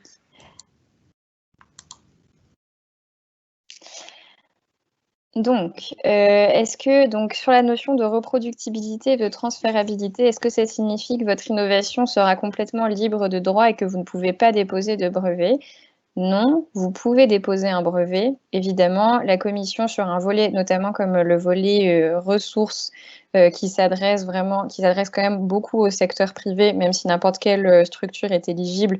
Mais dans les faits, on a beaucoup d'acteurs du secteur privé qui y répondent pour déposer leurs projets innovants. Et donc, c'est forcément une innovation dans laquelle ils ont investi en recherche, en temps, etc. Donc, forcément, c'est quelque chose qui doit être valorisé. Donc, il est possible de déposer un brevet, mais malgré tout, malgré la protection intellectuelle de votre innovation, il faudra que vous déployiez malgré tout une stratégie de reproductibilité, de transférabilité. Ça peut être par exemple en étendant le nombre de sites de démonstration à d'autres zones géographiques en Europe. Ça peut aussi être en appliquant la solution innovante que vous aurez développée à un autre secteur.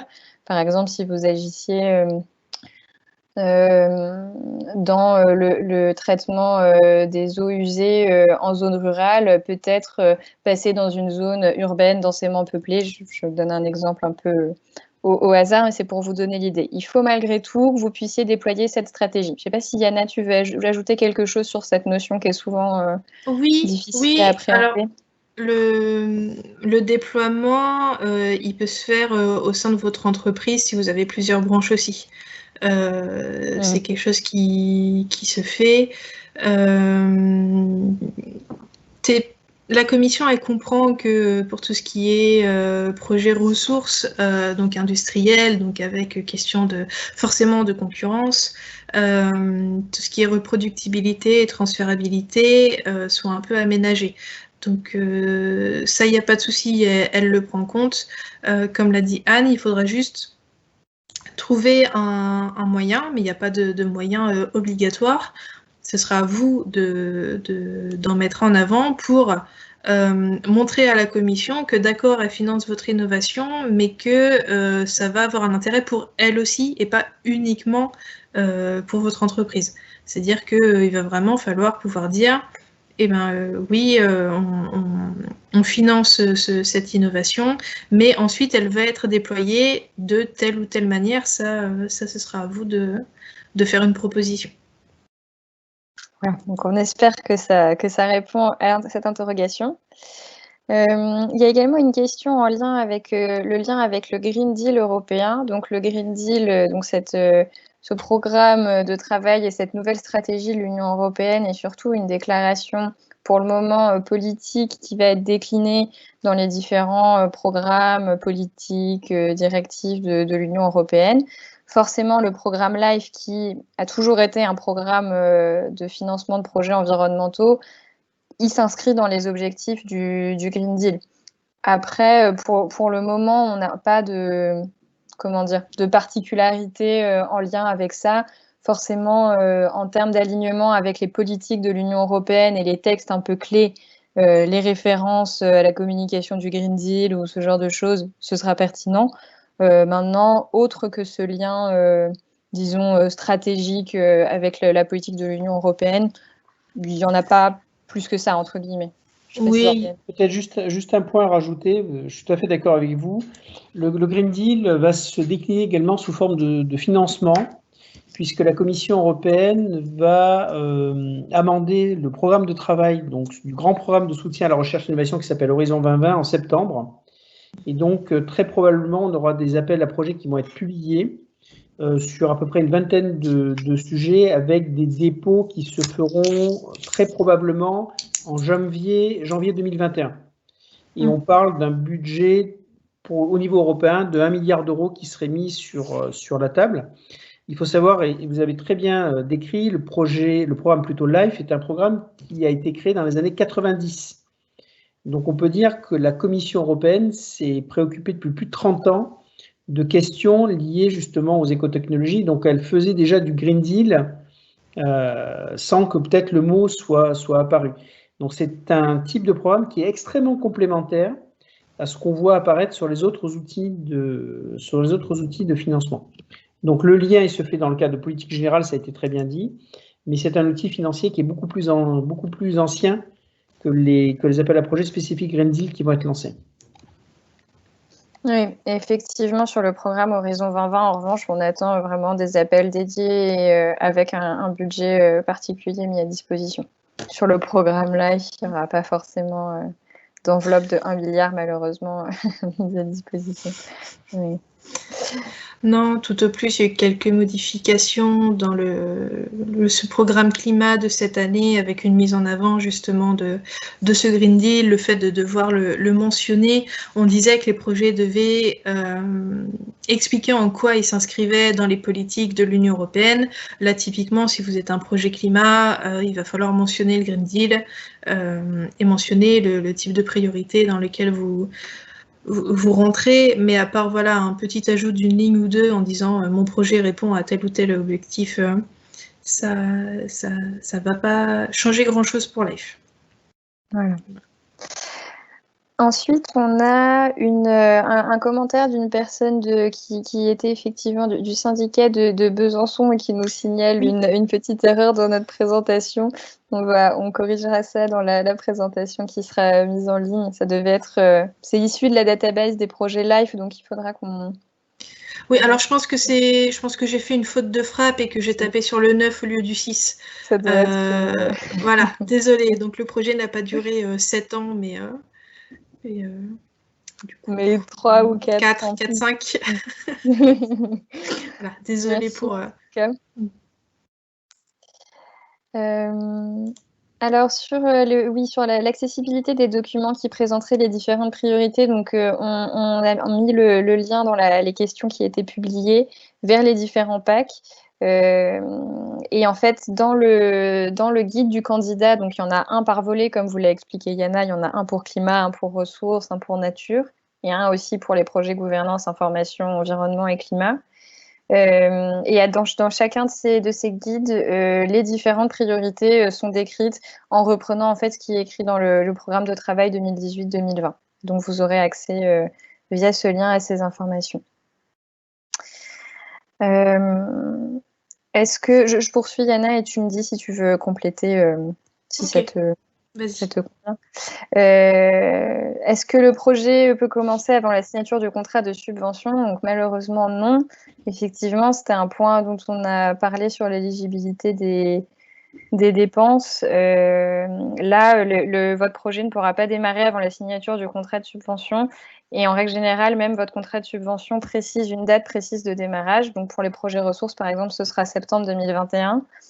Donc, peut-être que quelques dépenses encourues entre la signature du contrat et septembre pourraient être éligibles, mais dans l'idée, là, sur les ressources, on travaille sur des projets qui commencent en septembre 2021.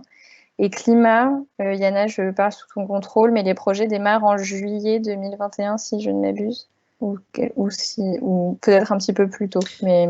Oui, un peu plus tôt. Après, en fait, les coûts deviennent éligibles à partir de la première étape franchie, que ce soit la signature du contrat ou la date de début de démarrage. Voilà, il faut avoir le premier accord de la commission pour que les coûts soient éligibles. Parce que la commission part du principe que tant qu'elle vous a pas dit oui, elle peut pas être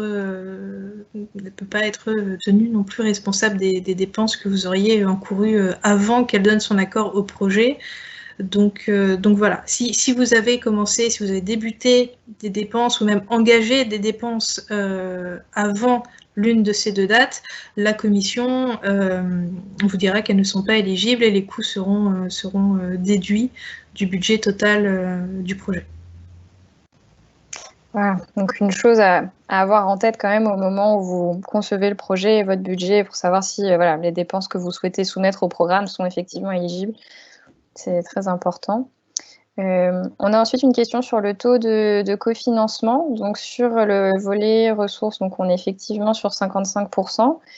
Alors, est-ce que c'est 55% pour n'importe quel partenaire? Alors, le programme LIFE ne fait pas de distinguo de taux de cofinancement en fonction du type de structure. C'est 55% pour n'importe quel bénéficiaire qui soumettrait un projet. En revanche, si vous soumettez un projet en consortium, donc avec un bénéficiaire coordinateur et plusieurs bénéficiaires associés, il est possible, en fonction des besoins de chacun et des possibilités d'autofinancement de chacun, de faire varier ce taux entre les bénéficiaires, tout en respectant au niveau global du projet ce plafond de 55% au niveau global du projet.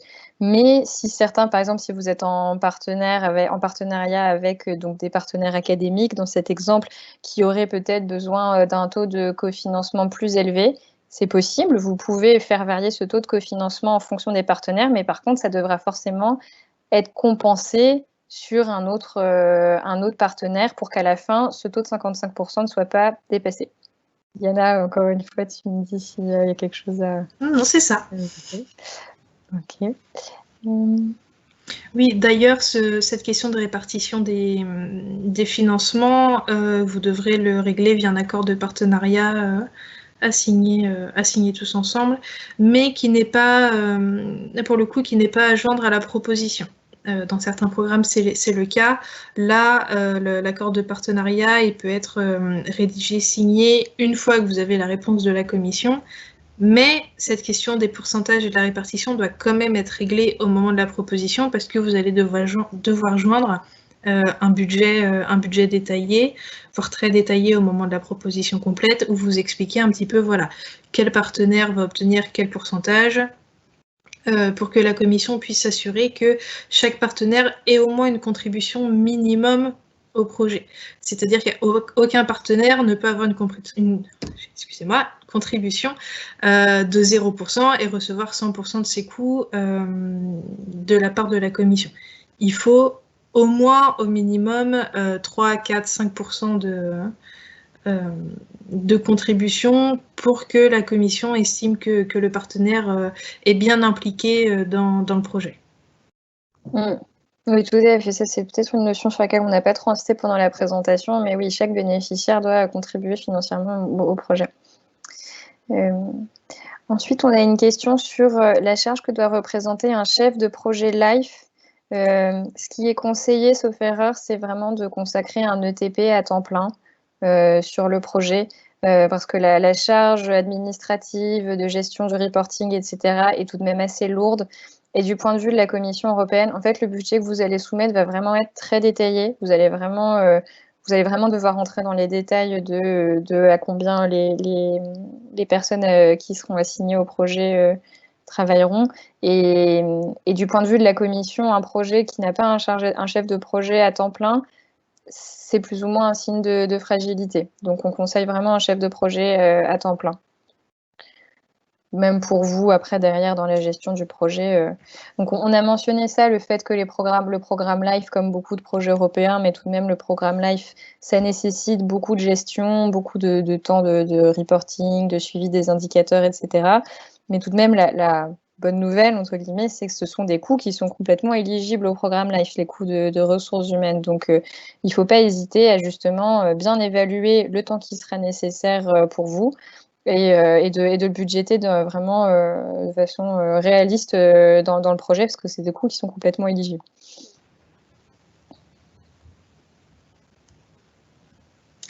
J'ai rien à ajouter. Merci. Et enfin, on a une dernière question sur un consortium franco-français.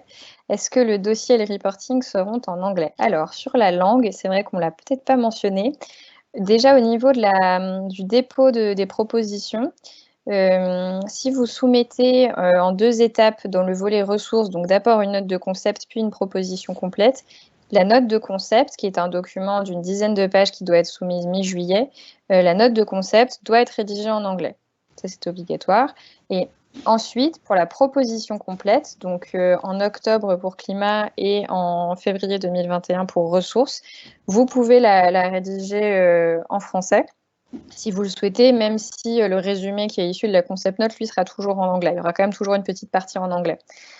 Et ensuite, derrière, dans la gestion du projet, effectivement, il faut savoir que toutes les communications avec la commission seront en anglais, que tout le reporting devra être en anglais.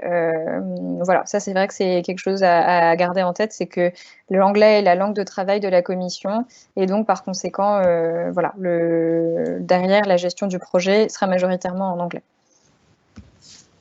Oui, alors il y avait quelques nouvelles questions. Effectivement. C'est un peu bugué. Ah, voilà. Alors, vas-y, si tu veux.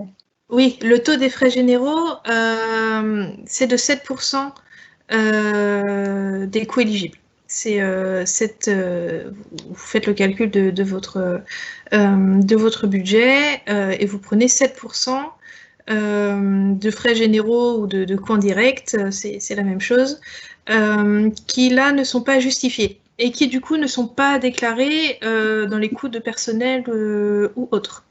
Donc tout ce qui est coût de secrétariat, d'électricité, le loyer, voilà, exactement, ça fait partie de ces 7% qui sont donnés un peu, pas en cadeau, mais qui sont donnés par la commission, voilà, sans avoir besoin d'envoyer des factures derrière, etc. Donc vous avez droit à 7%, donc on vous conseille de demander les 7%. Alors, petite question, est-ce que c'est 7% sur le coût global ou est-ce que c'est 7% sur les coûts directs moins la sous-traitance? Alors, c'est 7% sur les coûts éligibles. Sur les coûts éligibles, d'accord, oui. Parfait. Merci. Pas de souci. Y compris la sous-traitance. La seule petite vigilance à avoir sur les frais généraux, c'est si vous bénéficiez par ailleurs d'une subvention de fonctionnement de l'Union européenne, où là, des règles particulières vont s'appliquer à vous pour éviter le double financement. Mais bon, on va peut-être pas rentrer dans le détail, mais juste pour que vous l'ayez en tête, si jamais c'est votre cas, il y a une petite vigilance à avoir là-dessus. Mais sinon, en principe, voilà, c'est 7%, il n'y a pas de justificatif, c'est assez facile d'utilisation.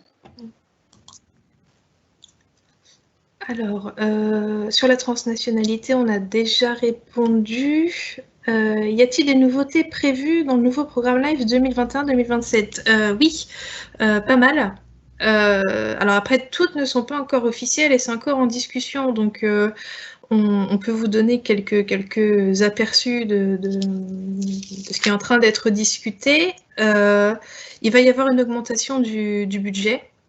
Déjà, on passe de 3 à 5 milliards et quelques, de 3 à 5,5 milliards, j'ai plus les chiffres exacts en tête, mais bon, en gros, il y a une augmentation substantielle. Après, il faut se méfier un peu de ces chiffres avec la commission, parce que dans cette augmentation de 2 milliards et quelques, qu'est-ce qu'il y a ?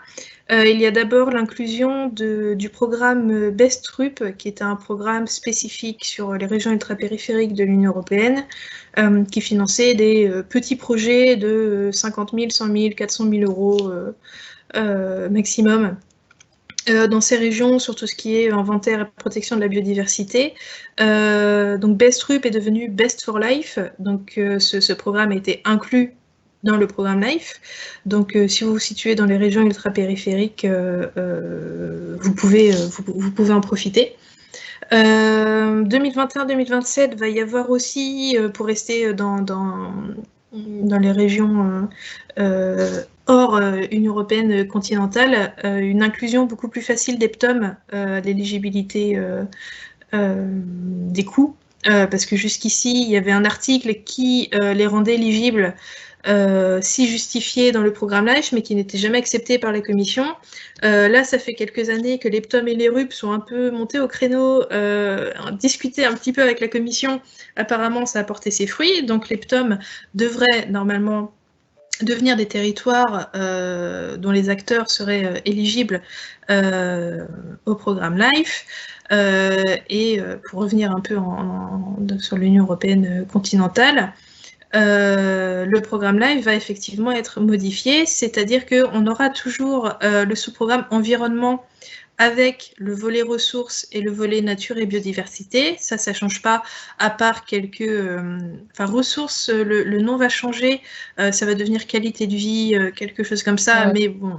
Mais les thématiques seront... A priori, ça restera un peu sur les mêmes thématiques. C'est ça. Donc ça, on n'a pas encore de vision sur les thématiques intérieures, mais normalement, bon, l'eau et les déchets, etc., ça devrait pas disparaître. Là où il va y avoir une modification un peu plus substantielle, c'est sur le sous-programme climat, qui jusqu'ici, vous l'avez vu, était découpé en 3, donc atténuation du changement climatique, adaptation au changement climatique et gouvernance et information climat. Là, on va se retrouver avec plutôt un volet adaptation et atténuation du changement climatique, donc regroupé en un seul, et un deuxième volet qui là pour le coup apparaît et qui prend lui 1 milliard des 2,5 milliards d'augmentation, qui est un volet transition énergétique.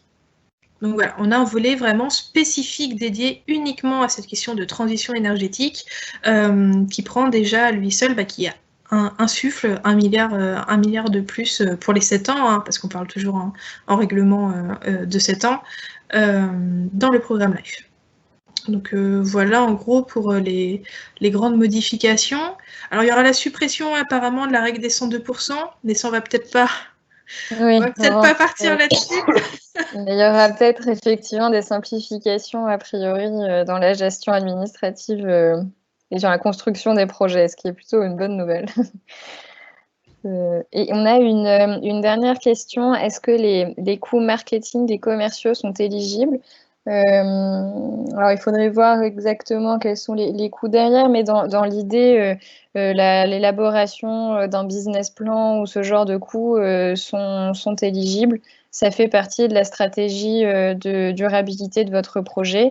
Et donc, il est même obligatoire pour les projets ressources d'avoir une action dédiée à cette stratégie de réplicabilité et de transfert, qui est avec notamment obligatoirement la conception d'un business plan et ce genre de choses, donc la recherche de partenaires commerciaux ou autres.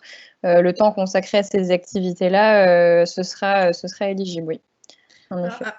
Après, tout dépend de ce que vous entendez de coûts commerciaux. Oui, à voir exactement ce qu'il y a comme type de coût derrière, si on part de coûts RH ou il faudrait voir dans les détails, mais dans l'idée, ces activités-là sont éligibles. Très bien. Écoutez, je vous remercie beaucoup pour cette présentation dense, intense, avec énormément d'informations.